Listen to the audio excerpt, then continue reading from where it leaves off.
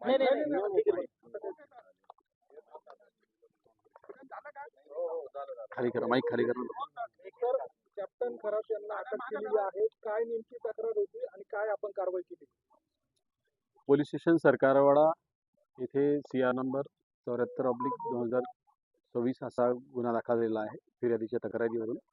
भारतीय न्यायसंहिता कलम 64, 74, 351 आणि जादूटोणा प्रतिबंधक कायदा कलम 3, पोटकलम 1, 2 प्रमाणे हा गुन्हा दाखल करण्यात आलेला आहे. तपास चालू आहे. क्राईम ब्रांच युनिट 1 आणि गुंडा पथक तपास करीत आहे. काय तक्रार होती सर? फिर्यादीच्या तक्रारीवरून FIR दाखल करण्यात आलेली आहे. काय तक्रार होती? काय घडलं? आपण काय गुन्हा दाखल केला? ती महिलेच्या तक्रारीवरून गुन्हा दाखल करण्यात आलेला आहे. महिलेचं नेमकं काय फिर्यादीमध्ये म्हणणं काय होतं? काय तक्रार काय होती तेवढंच फक्त. शारीरिक शोषणाबद्दलची तक्रार. सर, कुठले कलम? भारतीय न्यायसंहिता कलम 74, 64 आणि जादूटोणा प्रतिबंधक कायदा कलम 3, 2, 1 प्रमाणे गुन्हा दाखल केला. सर, जो आरोपी आहे तो आरोपी नेमका कोण आहे, तो काय करतो, त्याची पातळी काय आहे, ती महिला त्याच्याकडे का जात होती? सध्या तपास चालू आहे. फिर्यादीचं नाव उघड होऊ नये म्हणून जास्त डिटेल देता येणार नाही. आरोपीची बेसिक आरोपी आहे त्यांचं नाव. सध्या तरी नाव अशोक खरात म्हणून आलेलं आहे. किती महिलांच्या तक्रारी आहेत? सध्या एकच तक्रार. एका प्रकारचं नेमकं काय प्रॉब्लेम काय नाही, अजून काहीच निष्पन्न जस्ट गुन्हा दाखल झालेला आहे. अजून तपास चालू केलेला आहे. ते ज्योतिषी होते, भविष्य सांगतात, अंकशास्त्राचा अभ्यास आहे, अशी माहिती मिळते आहे.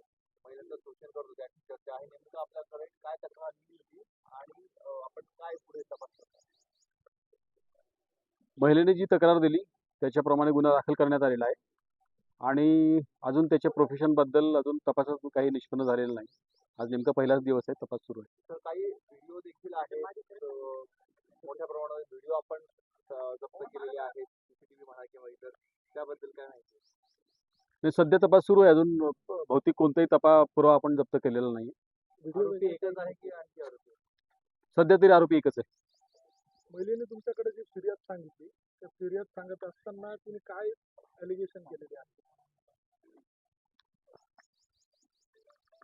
महिलेने जी फिर्याद दिलेली आहे ती मी आपल्याला आत्ताच सांगितलं की तिने शारीरिक शोषणाबद्दल तक्रार दिलेली आहे आणि तिच्या प्रायव्हसीच्या कायद्याप्रमाणे जास्त ओपनली बोलता येणार नाही. हो, म्हणजे ते तिथे अट्रॅक्ट होतं ना, म्हणून लावलेलं आहे. सर, फिर्याद ही कधी दाखल झाली? हा, काल दाखल झाली ना रात्री. नाही, हे प्रकरण प्रकरण कधी होतं? प्रकरण कधी 2022 होतं? कधीपर्यंत तिचं 24 पर्यंत आहे असं फिर्यादीत सध्या तरी दिलेलं आहे. आणि जे अत्याचार झाल्याचं फिर्यादीचं म्हणणं आहे ते नेमकं कुठे, म्हणजे एकाच ठिकाणी झाले का वेगवेगळ्या ठिकाणी गुन्ह्याचं नेमकं काय झालं? प्राथमिकता तरी एकाच ठिकाणी झालं तर दिसते. तपास अजून सुरू आहे. सर, आरोपीला अटक करताना जेव्हा पोलीस गेले तेव्हा त्यांनी काही गोंधळ वगैरे घातला? नाही, काही राजकीय लोकांचे नाव अजून काही निष्पन्न झाले.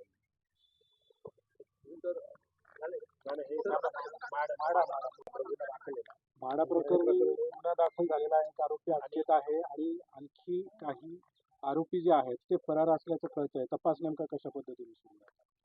कालच तपास क्राईम ब्रांच युनिट 1 कडे आलेला आहे. एक आरोपी अटकेत असून पोलीस कस्टडीमध्ये आहे. अजून सखोल तपास सुरू आहे. आरोपी कोण आहे, त्याचा नेमका काय रोल होता या सगळ्या प्रकरणामध्ये? सोनू मनवानी म्हणून आरोपीचं नाव आहे आणि तो पोलीस कस्टडीमध्ये आहे. त्याचा काय रोल आहे याच्यासाठीच आपण PC घेतलेला आहे आणि पोलीस तपासात काम चालू आहे. काय निष्पन्न झालं?